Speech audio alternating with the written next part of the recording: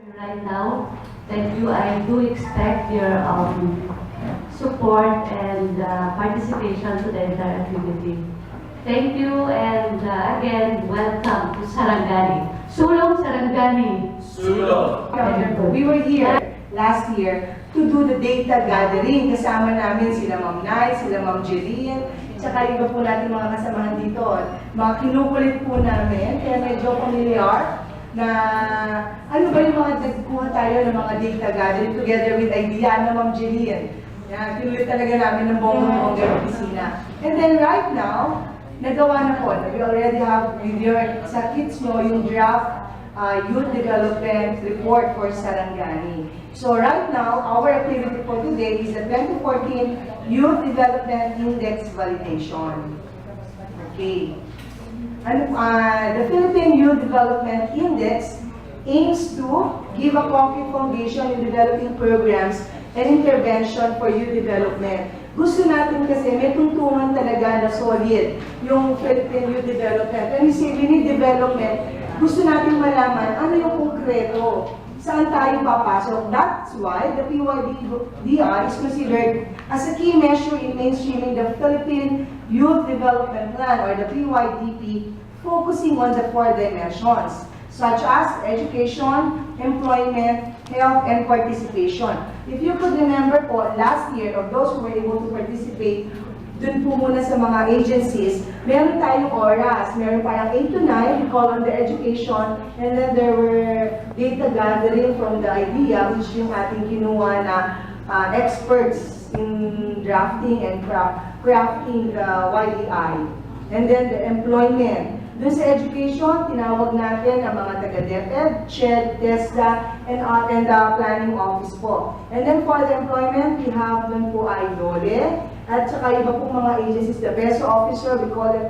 Tapos yung sa health po, we have the DOH, the municipal and the provincial health office. And sa participation, in-invite natin ang DILG, COMELEC, and youth orgs. And then the second day, nagkaroon po kami, taas nga ang kamay ng mga kabataan na last year kasama natin, doon tayo sa kabilang building, taas nga po, yung mga kabataan, para makita nila yung connectivity. Nung last year, tinanong sila, mga issues, mga concerns, ano ang maipo-contribute mo, ano ang daladala mo, tama ba? Nandyan na po yan sa report na yan. So that's where the, yung youth, pati din natin dito. Okay. Based on the different materials that was gathered, we now define youth development as the expansion of opportunities and choices for the youth towards a successful transition into adulthood defined by long, healthy, and creative life. We believe that youth development is maraming choices and opportunities ng mga youth. Hindi limited. So when we'll be able to see there's an expansion of choices and opportunities, we believe there is youth development. Our first goal is to improve the youth development planning and program implementation. Meaning po, gusto po natin na meron talagang tuntuhan. When we say we need more programs for education, it means kasi may nakikita tayong basihan. Hindi lang yung nakikita natin, kundi may tuntungan tayo. We have a solid measure on where we're going to draft all of these plans. Next, to measure accurately the youth development indicators and to encourage the collection of youth data gaps from the national down to provincial level. Kasi usually, may mga data gaps pa po, di ba po? Nakita rin natin yun noong last year. Kasama natin sila Ma'am Nay. Nakita natin yung mga data. Although, ang Sarangani, you have this very comprehensive data gathering mechanism. Pero sa ibang areas, nakita namin, marami pa pong data gaps na na-identify. Ayan. Ano po ba yung objectives naman natin for this specific activity? Una po, to validate the existing data gathered, meaning tinan niyo po yung provincial report, mamaya may workshop tayo doon, and then to make a plan of action by the different youth-serving institutions based from the PYDI provincial results, which we will also do during the workshop proper. Ano ba yung gagawin natin after all of these findings? Ayan. And then, we would also like to present the LY data and the Sangguniang Kabataan IRR. Because as we all know, ang SK po, di ba, na-postpone ang kanilang election. And then the barangay captains are asking, what are we going to do with the funds for SK? So medyo papasadahan natin siya, makikita natin kasi very critical po yun because 5% of the barangay funds should be allocated for youth development.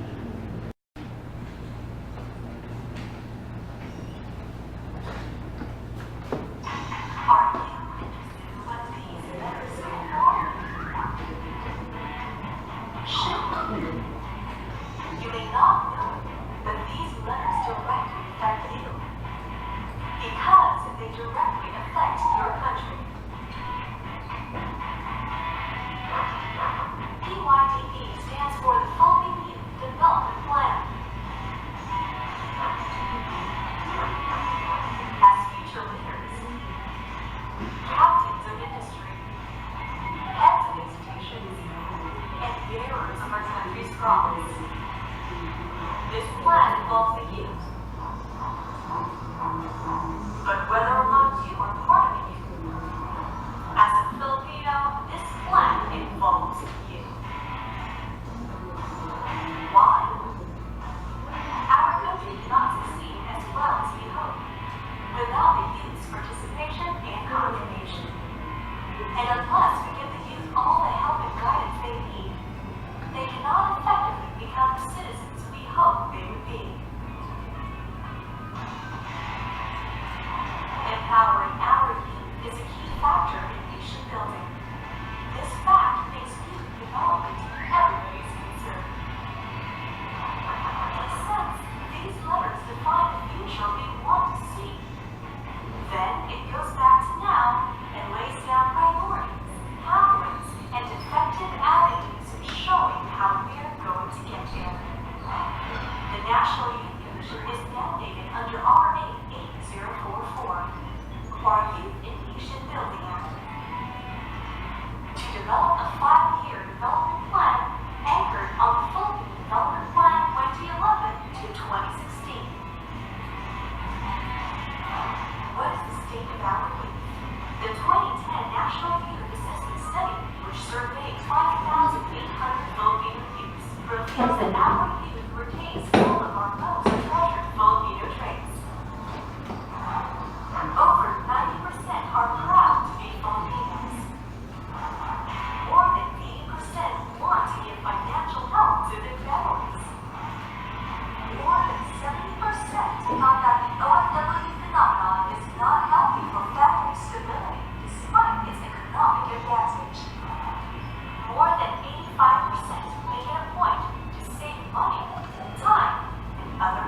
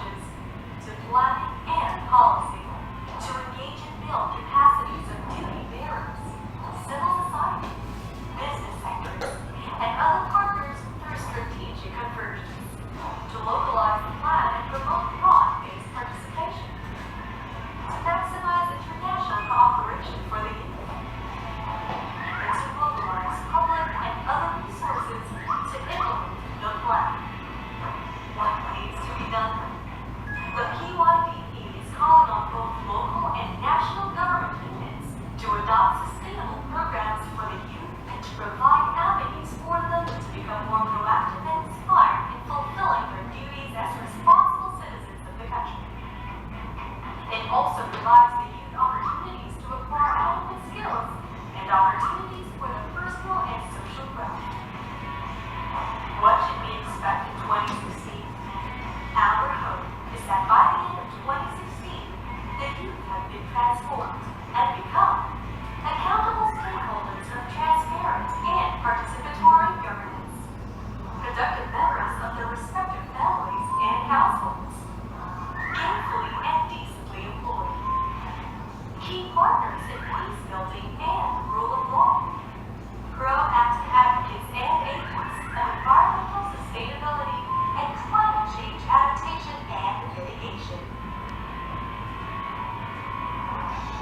Times are changing. The Philippine economy is moving forward. The Filipino consciousness is evolving. Indeed, it's an exciting time to be Filipino.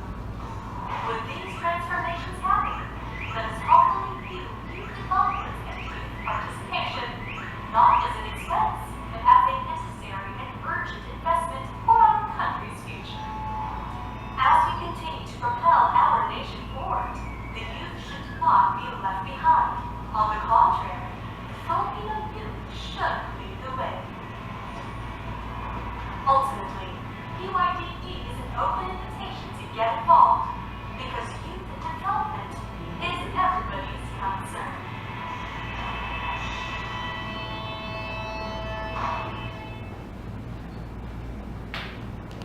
Nagtata kami ng study na kung saan hinire namin ang isang parang consultancy firm. So after nito, na-formulate namin yung parang pinaka-draft ng EYDP na present sa inyo kanina na itrinay po din namin siyang i-consult sa regional level. So bumalik din po kami sa iba't ibang areas, sa iba't ibang region para tanungin ano nga ba talaga yung need ng ating mga kabataan. Ano nga ba yung mga strategies na pwede natin gawin para mabigyan ng solusyon yung mga sinasabing concerns nila. At yan na nga po yung lumabas na identify yung mga objectives at identify din yung mga strategies. So after po namin ang parang pinaka-foundation ng University of the Philippines Diliman College of Economics na yung kanilang foundation na pinangunahan ni Secretary Cadalanga. So siya po yung tumulong sa amin sa pag-formulate ano yung mga possible dimensions na pwede nating tingnan. So mula doon, nag-identify kami, nag-random kami ng around 9 areas at isa nga ang Sarangani na siya nag-represent sa Mindanao. So doon, ang purpose niya para makita namin ano yung common na pwede natin ma-generate na mga data sa provincial level. At ito na nga po yung naging output. So meron po kayong copy ng executive summary. So tinitingnan ang mga kabataan ay yung mga nasa 15 to 30 years old. So mula sa data ng 2010, actually meron po kaming projection ng data ng mga kabataan mula 2010 hanggang 2020. Although, sabi nga natin, ang base na yung ginagamit pa rin natin ay 2010 dahil ito yung sinasabi ng NSO na gamitin natin. So mula doon, sinasabi na around 27.82 million ang Filipino youth or around 28%. So kumbaga, medyo malapit siya, close siya sa 30% na sinasabi. At mula doon, in-identify natin na sino nga ba yung mga kabataan? Ano nga ba yung mga characteristics nila? So meron tayong mga in-school youth, ito yung mga nag-aaral. Ang pangalawa naman ay yung out-of-school youth, ito yung mga gusto pa sana mag-aral pero wala talagang opportunity para mag-aral. Nandiyan din ang ating mga working youth, mga kag-graduate ka na nakakuha ng magandang trabaho at yung mga nakapagtrabaho na at nagtatrabaho pa rin. At nandito din yung youth with specific needs. Dito sa youth with specific needs, meron siyang kumbaga 10 subsector pa. Nandiyan yung mga IT, indigenous people, nandiyan yung mga abused and exploited, gang dependent, juvenile delinquents, yung sinasabi natin under ng juvenile justice system. So pumapasok dyan. Sila yung tinatawag natin. Actually dati, ang tawag namin dyan sa ika-4 na subsector na yan ay parang special youth. Pero sabi ng mga nandun sa special youth na identify natin, nung nagkanda kami ng consultation sa kanila, ate, hindi po kami special. Kami ay may specific na concern na gusto namin, kumbaga, ma-raise, halimbawa, discrimination, etc. Simula doon, napalitan na yung term, kaya naging youth with specific needs. sinasabi, ano nga ba, mula din sa mga consultations, mula din sa mga pag-aaral na ginawa natin sa tulong ng mga eksperto, ito po yung naging output ng mga research. So gusto lang namin balikan para makita natin ano yung connection niya sa YTI. So yung unang-una, gusto ng ating mga kabataan na ma-educate sila, so makapag-aral. Pero ano nga ba yung sinasabing situation? So around 26% ng 50 to 70 years age group and 48% of age groups 18 to 24 and 25 to 8. Medyo malaking porsyento. Kung tingnan natin, 1/3 ng mga kabataan, mga adolescents ang medyo umiinom ng alak. Tapos marami din ang members of any youth organizations. So medyo malaki yan. At sinasabi na only 1/3 of the youth would like to volunteer in community services in times of emergency. So karamihan ng ating mga kabataan ay medyo walang pakialam. Medyo may ganung concern na sinasabi sa ENYAS. At around 39.9% of the 15 to 17 age group have, ito yung tinitingnan ko, mukhang ito ay naka-participate naman dun sa election. So around 40%. At 53% have social network accounts like Facebook, Twitter, etc. So yung in terms of paggamit ng social media, medyo lumalaki na. So around 53%. Siguro pagdating pa ng panahon, mas adulthood defined by long, healthy, and creative life. So sabi, kailangan huwag natin pabayaan itong mga kabataan ito. Kasi kailangan sa dalawang level yan. Kumbaga, dalawa lang naman ang options mo. So ma-increase yung opportunities for growth at syempre, ma-decrease yung risk factors ng mga faculty mula sa UP College of Economics na humingi kami ng tulong sa kanila. Paano ba natin ma-measure ang youth development? In terms of, nung una actually ang based dun sa ating index, kailangan yung mga interventions natin related sa education, hindi yung related sa employment. Ganun namin siya tinitingnan. Sa lahat po yun ng mga probinsya. Kumbaga, yung PYDP, siya yung choices, mga options na pwede yung gawin para sa December 13, present po namin yung output sa stakeholders forum at present na rin po namin siya sa isang national press conference noong January 27. Na-i-present na rin po namin ito sa NEDA Technical Board. Supporting niya na in terms of accessibility to healthcare, physical health, at yung risk behavior. Tapos in terms of participation, yung available na data na yung youth functional literacy rate, sino nakakapagbasa, nakakapagsulat, etc. Yung 4th year completion rate, sino yung mga nakapagtapos. Tapos efficiency holders among young adults. Tapos in terms of sa employment, so kung mapapansin niyo po, ang ginawa namin, mula dun sa present kaninang PY, tapos yung maximum minus minimum. So para ma-identify natin yung measurement. So in terms of classification and cut-offs, kung familiar po kayo sa human development, so medyo improve na sila ng konti in terms of youth development. In terms of maximum potential youth development, may result kaming na-identify mula sa ginawa natin mga eksperto. So in terms of sa regional level, ang medyo mataas ay ang CAR, ang Cordillera Administrative Division, tapos sumunod ang Region 6, at ang tinitingnan natin na medyo mababa in terms of YDI ay ang Region 9 at yung ARM. Although yung Region 12 medyo mababa siya, pero hindi naman siya super ganun kababa. Kumbaga, siya yung pinaka-pangangkat. So in terms of education, medyo mas, kumbaga, isa siya sa present concern. Sa Region 12, kung kanina, dun sa overall, naging pinaka-pang-apat siya sa medyo mababa. Sa education, medyo nagpangatlo siya. Sa medyo mababa, low yung YDI niya. So in terms of employment, medyo nasa medium siya. So maraming mga youth or mga kabataan dito, siguro pwedeng sa effort na rin na ginagawa or mga ginawa ng ating mga agencies in terms of employment ng ating mga youth. Sa Region 12, medyo nasa medium ang kanyang measurement. In terms of health, so number 1, ang Region 10, nasa huli pa rin, kung mapapansin natin, nakakalungkot yung ARM, lagi siyang nasa dulo. Kaya may mga pagbabago rin silang ginagawa para mas ma-improve pa yung kanilang Development Index.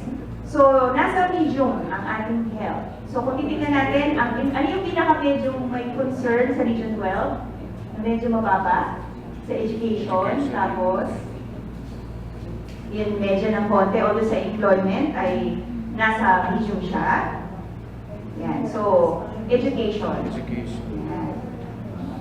Tapos, sa participation, medyo low siya sa Region 12. Yan. Sa probinsya naman ng Sarangani, kamusta naman? So, ito na yung output. Sabi nga natin, ang data na ito ay mula sa national level. Mula sa mga sinabmit sa NSO, sa DepEd, ito na ang Batanes. Sumunod ang Guimaras. Kaya kami pupunta rin sa Batanes para i-validate ang datos na nakuha namin na mataas daw yung kanilang YDI. Ano ba ang supremo? Dahil ang datos na ito ay mula noong 2013, 2012 hanggang 2010. So kumbaga, yung mga datos sa pinanggalingan dito ay galing doon. So kumbaga, latest ito. Within sa Region 12, siya ay number 4. So in terms of participation sa health, sabi nga natin, kung irarank ko siya sa lahat ng mga areas, kinumpare kasi namin lahat ng probinsya. Sa health dimension, ilan ba yung Sarangani? So tinitingnan natin na number 68 siya. So in terms of participation, tinitingnan natin na sa rank, nasa number... Tama, ma'am. Ay, nakatakan ng criteria is limited only to the in-school students. 1% na we will work for our out of school. Yun lang ang isang concern natin. Yung ano lang, yung issues and concerns, kumbaga ma-address natin yung mga issues and concerns sa SK.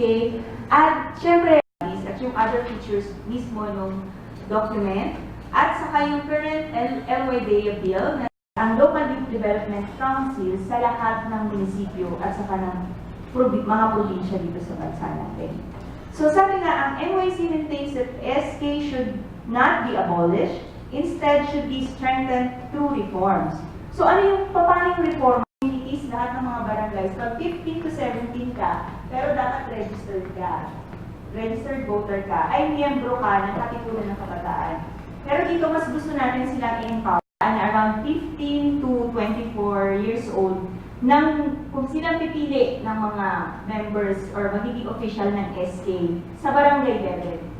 Dati, ang kalakaran, kung sino yung nanalong barangay SK chairperson, separate and distinct siya. Kakaiba siya, di ba, yung sa regular na ginagawa natin. At sabi nga natin, yung anti-political dynasty clause na up to 4th level, yung livelihood and training skills, kumbaga may livelihood and skills training venue dito ginagawa, formulate ng mga policies, tapos i-monitor namin yon. Tapos, syempre, katulong din yung ating mga implementing agencies. So, gusto din sana simula sa provincial pataas. So, i-report siya sa national level. Tapos, kung ano man yung mapagplanuhan, yan, ibababa ulit. So, yung monitor ng NYC. Tapos, bababa hanggang sa city level, municipal level, hanggang sa makababa siya sa barangay. So, yung network, kumbaga yung link, magiging malinaw na siya dun sa gagawing bill ngayon. Yung pinoformulate na SK, yung LYDA, Local Youth Empowerment Bill. Yan. So yan, na-approve na siya sa Senate. So essentially, advocates reform of the SK institutionalization of the LYDC. Yan, sabi nga natin, may anti-dynasty clause siya. So sabi, have several differences from the original NYC proposal. Aside from kakaibahan ng sa NYC proposed bill, may treasurer. Sa enhanced bill, appointed positions, yung secretary at may treasurer. Tapos, in terms of yung age, medyo debate pa siya, although hindi pa siya talaga na-finalize. Ang gusto ng NYC ay yung chairperson, 21 to 27 years old. Sabi naman, so we're gonna work together. So ganun po siya. So hindi siya another layer of institutions or organization to teach us what to do. No. It's just a collaborative effort. Paano natin pagsasama-samahin yung galing at talento ng mga tao na nasa baba. Dahil sa totoo lang, yung mga nasa baba ang nakakaalam paano i-address at ano ang dapat i-address. At kailan. So yun lang po yun. Ang ginagawa natin. Sa mga high school. Sa elementary, parang sa 5 and 6, 1 lang. Diba? Is the STI is a VA, so we will be having our per counselor training.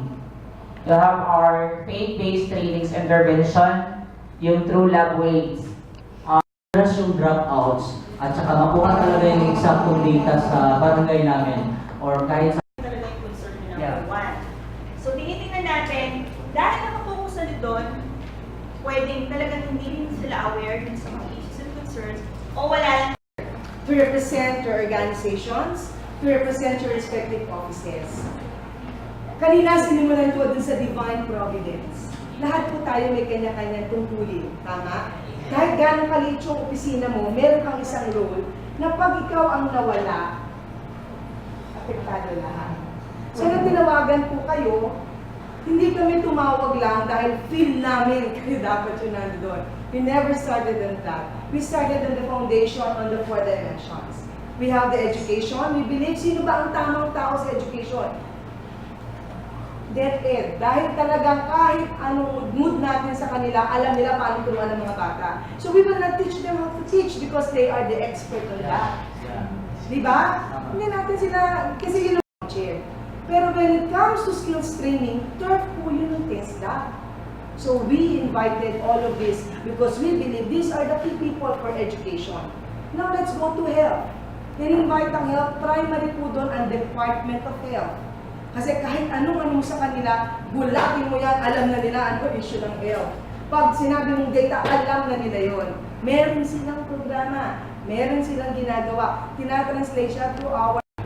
Wala silang ibang ninunguya, kundi paanong magkatrabaho, hindi lang kabataan, ang lahat ng tao dito sa Pilipinas because we want productive citizen of this country. Pero hindi lang tayo doon nag-end. Kaya in-invite din ang mga peso officer. Kasi sila ang, di ba pag wala kang trabaho, pupunta ka sa munisipyo mo, si peso officer, kulang na lang itatak sa noo niya ang napakaraming wanted na kailangan na hindi tinatap. Tama po ba? Yes. Diba? Si ma'am, di ba? Kaya ng peso officer, natatandaan natin kung sino. Kulang na lang si ma'am na naginip na siya. Ang daming kailangan sa Japan, ang daming kailangan sa ganito. We believe, lagi namin sinasama din ang COMELEC, ang DILG, and all the youth organizations and all the other agencies. Bakit? Kasi alam natin, lahat tayo importante dito. And when we talk about youth development, isa lang po ang definition na gusto ko lagi niyong tatandaan. Expansion of choices and opportunities. Napakasarap mag-grocery. Pag mag-grocery ka na ang dami mong choices. Parang shampoo. Nakikita ko, yung nasa office ni Governor, youth. Diba? So, ang youth, ano characteristics ng youth? Maingay. Now, this is the time to be maingay. Diba? You are born. Hindi kayo nilagay dyan, door. Challenge. The mere fact that you're still here, hanggang ngayong oras, ibig sabihin, you're willing to take up the challenge. And by next time, sasabihin nyo sa amin, oh, ano ngayon? High na kami. Ha?